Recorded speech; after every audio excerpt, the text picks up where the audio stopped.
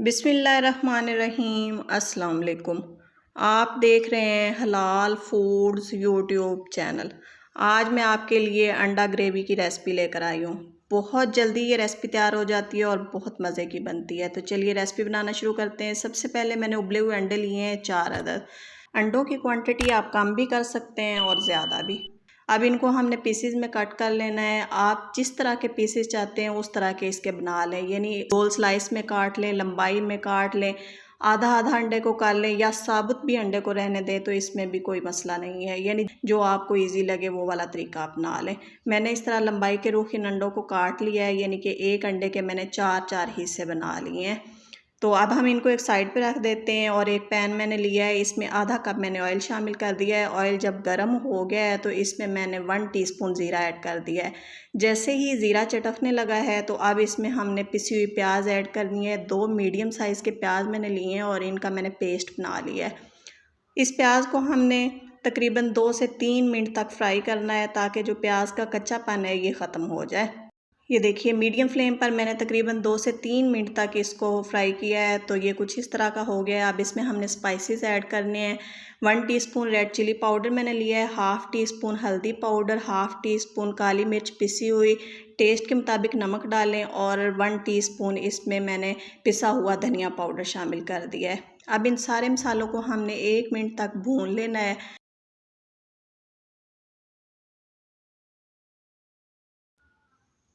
ये 1 टीस्पून मैंने ginger garlic का पेस्ट इसमें चाहें तो शामिल कर लें। मैंने चॉप करके इसमें शामिल की है जिंजर और गार्लिक को।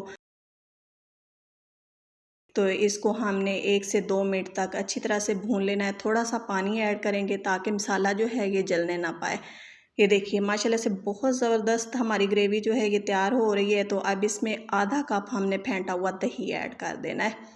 दही को भी हम 1 से 2 मिनट तक अच्छी तरह से ऐसे मसाले के साथ मिक्स कर लेंगे और फिर जब ऑयल जो है ये सेपरेट होने लग जाएगा तो फिर इसमें हमने 1 चम्मच जो है ये कसूरी मेथी का ऐड कर देना है और 1 टीस्पून इसमें पिसा हुआ गरम मसाला ऐड कर देंगे।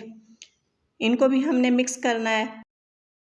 तो ये देखिए माशाल्लाह से बहुत अच्छी तरह से हमारी ग्रेवी तैयार हो गई है। ऑयल सारा जो है ये ऊपर आ गया, इसका मतलब है कि सारे मसाले जो हैं ये बहुत अच्छी तरह से भुन चुके हैं।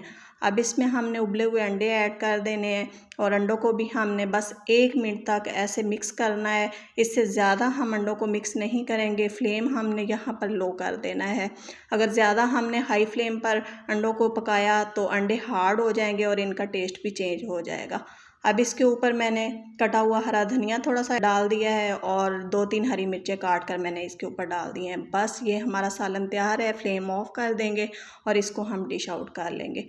ये देखिए इसको मैंने निकाल लिया है और इसके ऊपर अब हमने फ्रेश क्रीम डालनी है 2 से 3 चम्मच।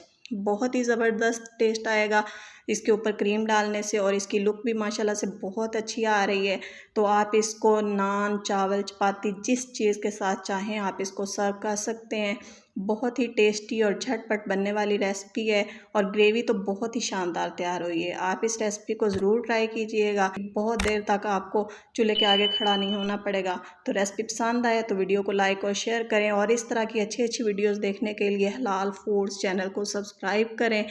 मिलते हैं दोबारा एक अच्छी और नई वीडियो के साथ। जब तक के लिए अल्लाह हाफिज़।